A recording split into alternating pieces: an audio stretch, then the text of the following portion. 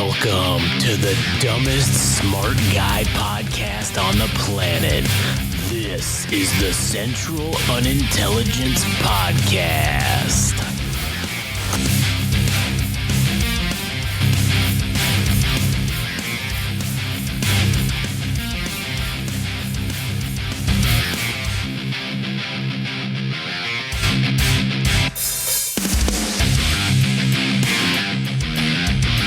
Oh shit, man. Back to back, dude. Like 3 fucking episodes in like 2 days for the Central Intelligence Podcast, man. We are fucking on top of business. Banging it. Oh yeah, there is just shit going down after shit going down. That was interesting. Turn it up. 9/11. Netanyahu comparing the October 7th attack to fucking 9/11 and the bombing of Pearl Harbor. Yeah. Jesus. Insane. Anyways. Can I throw something out? Yeah, go ahead. I have this thought. Okay. And this is not because I'm anti-Semitic or anything like that. Yeah. But I have this thought that the Holocaust is such a big thing here in the U.S. and not to discredit the event itself. It happened. I think universally, well, for most countries, I mean, there are countries that are Holocaust deniers and True. shit, right? That is true. But I would wager at this point, I'm starting to question it being some form of indoctrination within public education in the United States to coincide with any endeavors that Israel has, that's taught, that we're supposed to have sympathy for these people all the time within public schools because of history. So when we're faced with some type of dilemma like this, that any programming that goes against what we've already been taught as far as like the Palestinian and Israel conflict, right? Mm-hmm. That speaking out against that is basically heresy. Yeah. And you're a racist. Well, you're anti-Semitic. Yeah. Well, that's kind of the dogma that goes with most everything in history. Historical things, there's this like dogma that goes with it. But this one is like tops of the list. And if you want to go back and hear me and Frank go in depth about this a little bit, I did say many times throughout the episode, just because I might be anti-Israeli government doesn't mean I'm anti-Israeli, and doesn't mean I'm also anti-Semitic. All right, I can not agree or not like the Israeli government and not be called anti-Semitic for that. Those are things that can't happen. Okay, and I also did go into detail about how with the oh God, what was it? I don't remember exactly what I said, but we talked about this on a past episode, on that, like one of those episodes that just like 2 episodes back. And just said it's completely possible to not be anti-Semitic, and also, you know, again, I'm not a Holocaust denier. There are a lot of people that are. I mean, clearly, based on evidence, the Holocaust did happen. I mean, there's pictures, there's videos. I mean, there's a Museum of Tolerance. Yeah, I mean, have you been to the Museum of Tolerance? I can't remember if I did. If I did, it was probably in grade school. Mm-hmm. I don't know if it was in grade. Well, maybe I did go in grade school, but I did go again as an adult when I was like 18 for this thing that I was doing. I had to go they made you go to it. And I mean, I do remember it. It's fucked up. Yeah, it is fucked up. Yeah, but I mean, it's just something that's taught consistently here in the U.S. Yeah. It's the boy in the striped pajamas. It's the event itself, like in World War II history, it's Schindler's List. Schindler's List. You know, if you watch the movie in school, sometimes you would watch, well, specifically for history, when you came to those subjects for World War II history, that thing came up pretty frequently. And not to say it's not, I'm not trying to belittle it in any way, but when you have somebody like Netanyahu try to come into our headquarters or our fucking turf, and he's telling us what we should do or what the right thing is, and it's already kind of embedded in our country, or it's been embedded in our country for so long, for at this point, what's 1940s to basically now? Is it 80 years? Yeah. 80 years. So you have 80 years to program people to this shit. So if Israel does anything that's morally questionable, well, it can't possibly be true. Because the Holocaust. Yeah. That's their defense. That's the trump card. Yeah. Like, that's the trump card. But right. But then he's telling us that, Russian propaganda, or what was the propaganda that he said? That we were getting brainwashed in our colleges to be sympathetic towards Hamas. These institutions of higher learning were essentially brainwashing everyone to be sympathetic for terrorists. Which, I don't know, is kind of ridiculous. Because again, I also think you can be anti this war, but also not be pro killing civilians. You know what I'm saying? Yeah. And this is now only going to get worse with what just happened today. And there was a missile attack. I just want to look up the name of the city real quick because I forgot it because it's fucking it's like some Israeli name. I fucking cannot remember. It's not one of the major cities. No, it's okay. So what's very strange, and I'm gonna get fucking conspiracy theory on this one a little bit, and I'm sorry, but it's too fucking convenient for me. Essentially, the attack took place on the Majdal Shams Druze village in northern Israel. Okay, and we'll get to what the Druze community is. That's DRUZE if you want to go look it up. Okay, we'll get to what that is in a minute. But the attack itself was a missile was shot from Lebanon by Iranian-backed terrorist groups, likely Hezbollah, into this Druze community, this Majdal Shams village in northern Israel, and the missile landed and exploded on a soccer field. And there were people playing soccer. There was kids. It's killed like 12 people so far. This missile attack. All civilians. No military target in the area. This is all civilians, okay? So one of the things that, just off the bat, yes, this is sad. This is an atrocity. This is terrible. But it's very strange how the day after, or the day after, or very shortly after, Netanyahu has meetings with Trump, has meetings with Kamala, has meetings with Biden, and gives this speech in front of our entire Congress, drumming up support for war with Iran. We have this thing happen. And there have been several reports, some videos. Now, who knows what the accuracy of these are? But there are many people saying that it wasn't actually the Hezbollah missile, that thing missed and landed in a fucking mountain range. According to who? People that were there, people that saw it, and people that aren't a part of this Druze community. And what they're saying is that it was actually the Iron Dome defense missile. It fucked up and it crashed. And instead of going towards the target and hitting it, there was apparently 2 missiles shot at it. And one of them connected, and the other one fucked up and then crashed into the soccer field. And so the analysts that have seen this are just saying that even if it is true that happened, Israel cannot possibly admit to it. And with the immediacy of which they came out and immediately said this is exactly what it was Hezbollah, I mean, within minutes of it happening.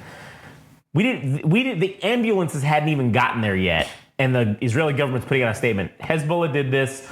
We are going to strike against them. It's it's slightly convenient, or a little too convenient for my taste. Also, this Druze community, let's say it wasn't a missile of the Iron Dome. Let's just say it was a legitimate fucking missile that came in and hit them, right? What the Druze community is the Druze are a religious group that is primarily based, the majority of them are based in like Syria and Lebanon, but there's a contingent of about a couple 100,000 of them that live within Israel.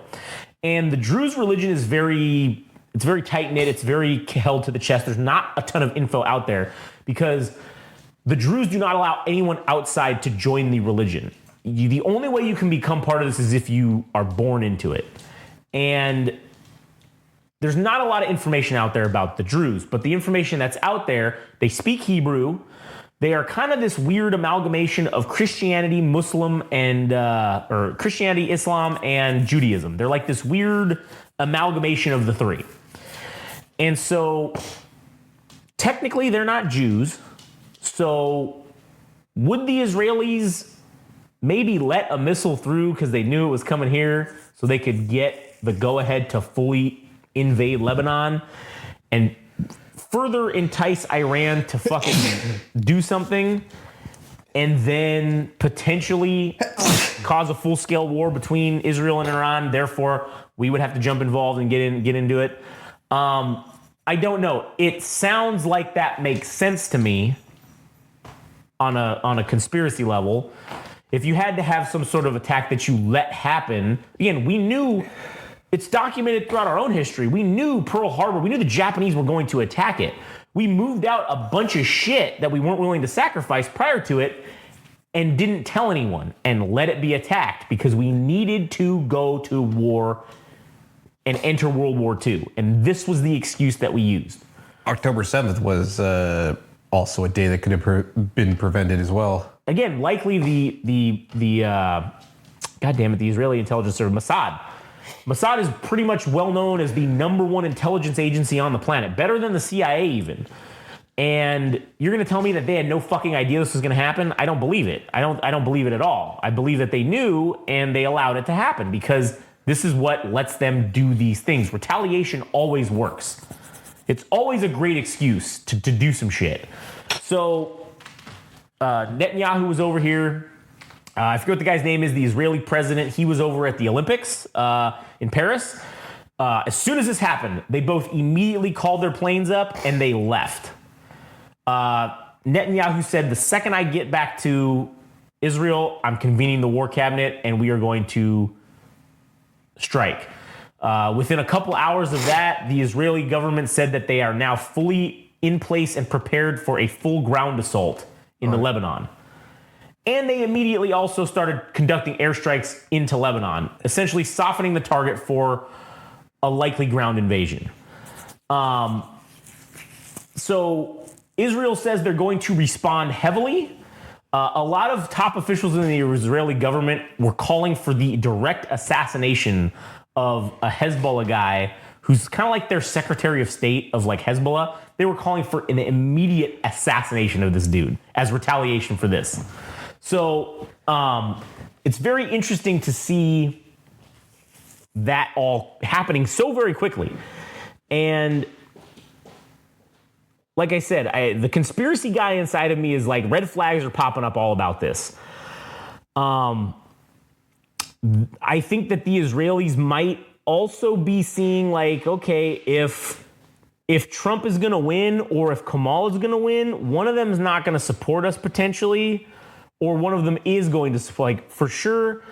It was very odd after they had this meeting. I mean, Trump has been very pro-Israel. That's been a fact. He's been extremely pro-Israel, basically telling everyone that Israel is going to get whatever it needs, whatever they want, as long when he's president. Kamala was very standoffish towards Israel prior to the meeting she had with Netanyahu. After the meeting, she came out and made an official statement basically saying that Israel has the right to defend itself, which is kind of a far cry from what she was saying previously. It's a no position stance, technically. Technically, but she did say that we will support them. So she did take a stance. A pat on the back. Yes, it was a yeah. We'll take care of you. She's still trying to run for president, so. Right. So I legitimately, God damn it, fucking got this thing wet. I hope this thing's fucking waterproof. Let me pause this real quick if I can take this off. All right, sorry. Anyways, essentially, I think there's definitely this is the escalation that I think Israel's been waiting for, and now they have a legit reason to go in and start fucking cleaning house in Lebanon, and that's going to be a direct action essentially against Iran. Iran, as we saw, a couple of months ago, Iran fucking launched like 300 fucking missiles or did that whole fucking barrage, right? And basically like 2 fucking missiles actually got through. So what's going to happen on this go around? Who the fuck knows? I guess we'll just have to wait and see. I do think it's also very weird timing because, did you have any thoughts on this Not yet. incident? Okay. While you're thinking about it, I did think it was kind of also weird that today at the Olympics, okay, so me and Frank talked about this on the last episode where the Olympics had some sabotage take place. And a little more information has come out that the sabotage that took place was a sabotage of the rail lines leading into Paris. And the rail lines were essentially victims of this arson attack, and where they essentially lit the rail on fire and they melted some of the rail lines so the trains could not traverse them. And that caused an impact where people couldn't get to Paris that were coming from outside of Paris to see this Olympic opening ceremony. So they did say it was terrorism. It was for sure terrorist activity, and it was an intentional act. Then today, for about an hour, the entire city of Paris had a blackout. Complete and utter darkness, blackout. And the Parisian local government has been being very null on what they are trying to say about what happened. A lot of rumors circulating about some sort of cyber attack, which is very plausible.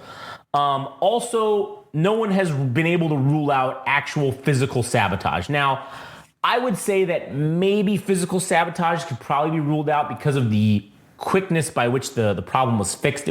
Power was back on fully in all areas of the city that were affected within an hour, or roughly around an hour.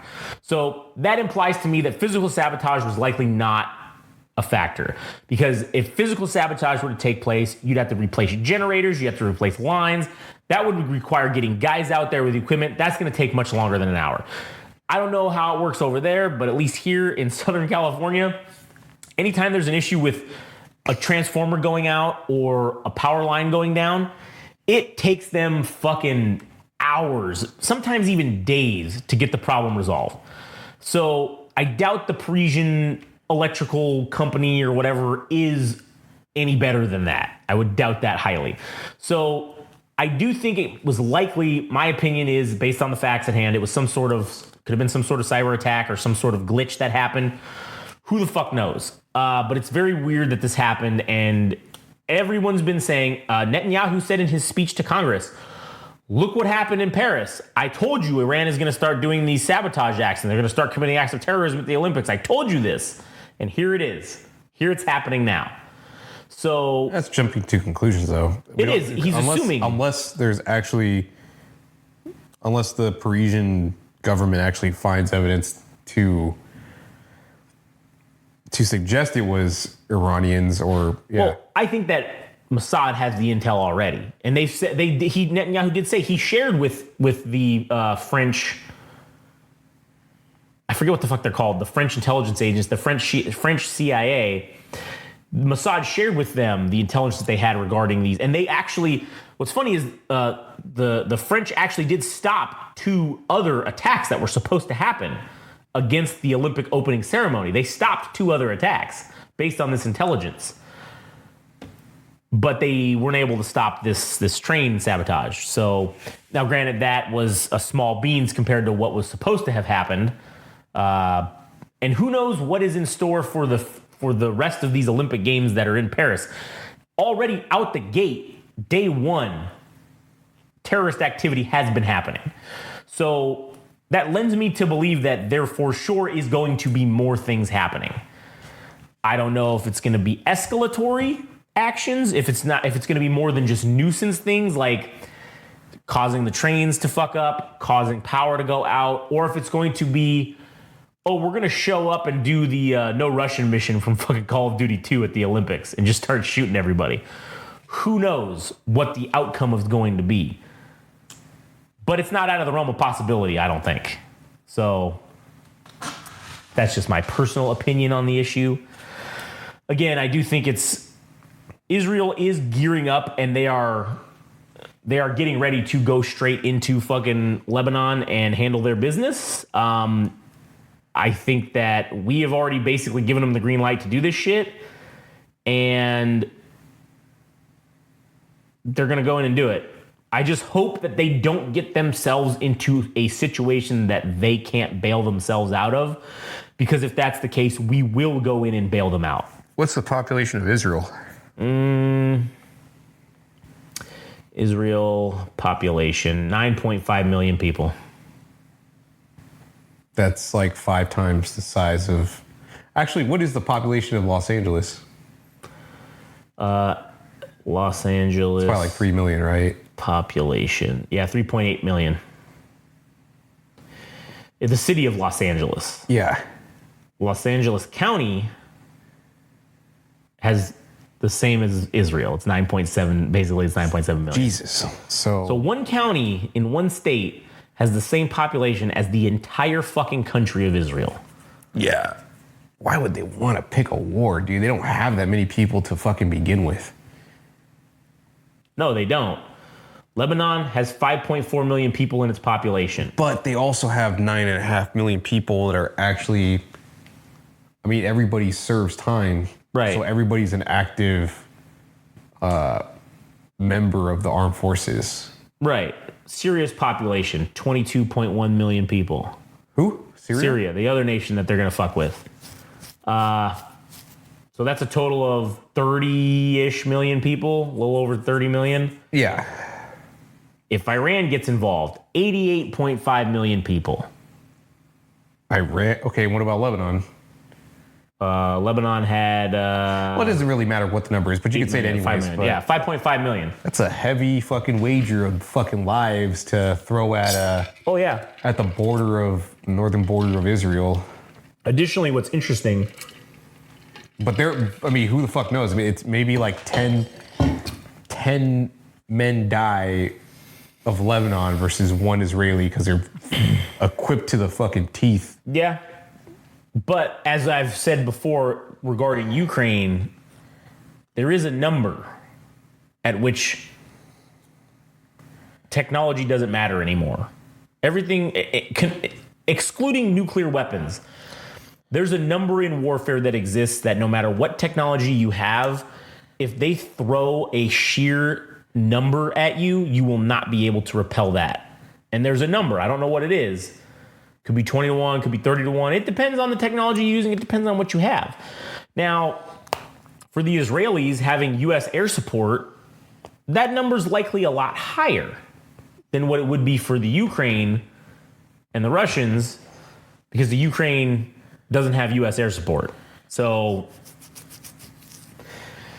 I guess we'll see in the coming days. Israel stated that they are going to respond heavily, but their intention is not to start a war, right? Hezbollah said that if Israel responds heavily, it will start a war, all right? Israel also said that this is the responsibility of Hezbollah, and it is also the responsibility of the Lebanese government. So because Lebanon's different than Syria. Syria basically kind of has no real legit government. It's kind of just run by like warlords and terrorist groups. Lebanon has an official, actual government, but they don't control every single area of the country. They're kind of fighting a civil war against Hezbollah, kind of, but kind of not really. And so Israel is now taking and saying, we are blaming also the government of Lebanon for allowing this to happen. The action was done by Hezbollah, but the responsibility also lies with the Lebanese government. So they are drawing that line in the sand that when we come to your country, we're going to fuck you up too. We're not just fucking up Hezbollah. We're going to come after you as well. That's to me the line that they're drawing. So it'll be interesting to see what happens. I mean, I don't think it'll escalate to the point of it'll be a regional conflict. There's too much skin to be lost in the game for the Israelis to take on Lebanon and then work their way towards Iran. That's going to be a lot of collateral damage. So I don't think that's going to end up happening. If anything, it'll maybe extend their borders like a mile or two, whatever the fuck. Or just to flex on Lebanon to say, you fucking cross our borders again, then expect fucking a full-on assault. But yeah. It's more of a demonstration than it is a full-scale right. war. And so here's my theory or my opinion is that Israel is the proxy of the United States essentially in the Middle East. Iran is essentially the proxy of BRICS in China, right? Iran can't allow Israel to expand its borders at all because that shows weakness. That shows weakness on their part. If they're to be the new top dog in the Middle East and they're going to run shit, they have to basically they go up against their biggest competitor, which is Israel. And the only way you can do that is direct conflict. And it's going to happen if Israel does try to expand its borders. Because if Israel's going to go into Lebanon, I feel like they're going to be like, hey, you know what? This is just going to be a new part of Israel. Because fuck you guys. You can't control this shit. We'll lock it down. Don't worry. We'll take care of it. Iran's going to be like, hey, man, that's why Iran has Hezbollah and is backing them because they're the proxy of Iran. But Iran's going to have to directly get involved because Hezbollah can't necessarily stand up against fucking a legitimate government military force that's backed by the United States. There's no way Hezbollah is going to fucking stand up to that. So Iran will have to get involved at some point. It seems. That's They also where it's don't headed. control Lebanon either. They don't, but they do control. They very much control Hezbollah, which is essentially, I guess you could call it like the number 2 government in the fucking region of Lebanon. So, but the Lebanese are also now not necessarily going to. The Lebanese government's also likely not going to take what Israel said as a friendly move, saying that hey, you're saying we're responsible for this. Well, these guys are terrorists. We're not. We're kind of fighting against them too. So. Instead of calling us assholes, maybe we should team up and fucking get rid of these terrorists once and for all. Yeah. But Israel's like, nah, fuck them both. We're going to take them out. We're going to take all you out. So then that way we can start fresh and make this an expansion of Israel. Potentially. I don't know. We'll see. Yeah, I personally doubt that anything will happen. Yes, maybe some fucking an airstrike will happen or air raid will happen, and then maybe thousands of lives will be lost on the Lebanese end. Oh, they've already been airstriking since this happened. They've been airstriking into Lebanon like hard. So they're basically just doing that. And my opinion is they're just prepping the battle space because they're going to control. They want to control and have as much possible control of the ground battle space as they can. So you do that by softening up all your targets with fucking airstrikes. Because they've been sending in helicopter airstrikes. They've been sending in, just regular bomber fighter aircraft to fuck shit up in Lebanon. So, I don't know. We'll see. We'll see what happens. But they're, like I said, Netanyahu's going back. And I think the flight time was like 8 to 12 hours, depending on if they stop for gas. If he doesn't get shot out of the air. I mean, yeah, true. So, we'll see what happens. We'll see what happens. So, anyways, you got anything else to add about it? What I hate to ask, but what is the time that we're at? 28 minutes. So we're like right there. Yeah.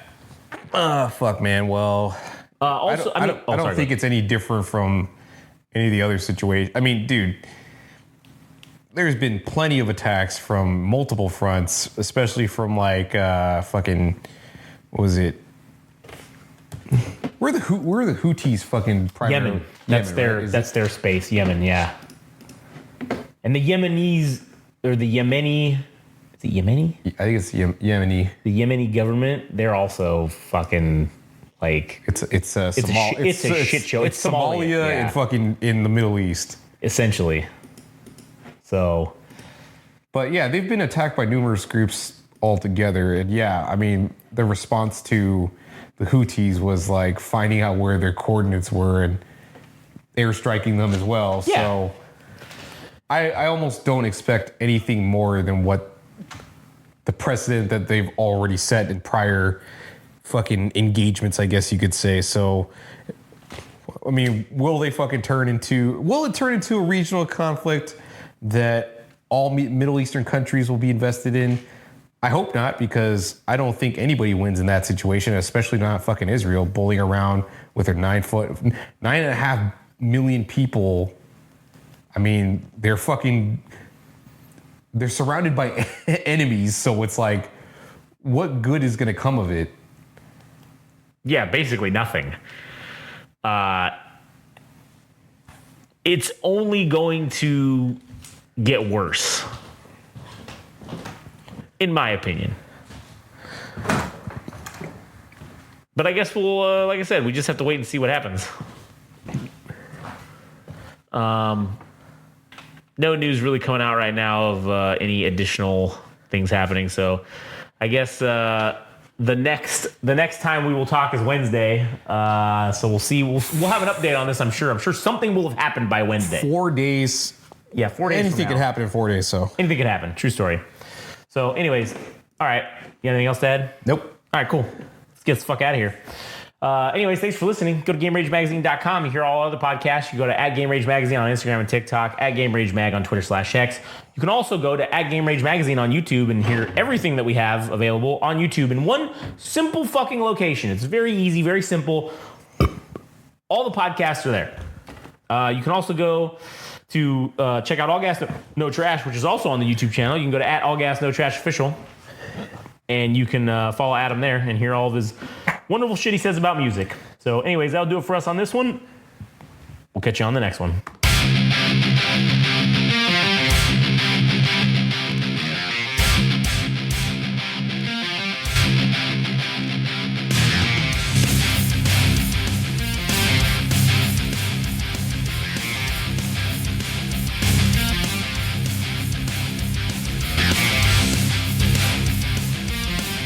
That was the latest episode of the Central Unintelligence Podcast.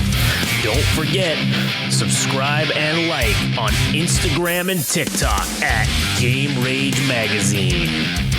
We're also on Twitter/X @Game Rage Mag. Also our website, www.GameRageMagazine.com.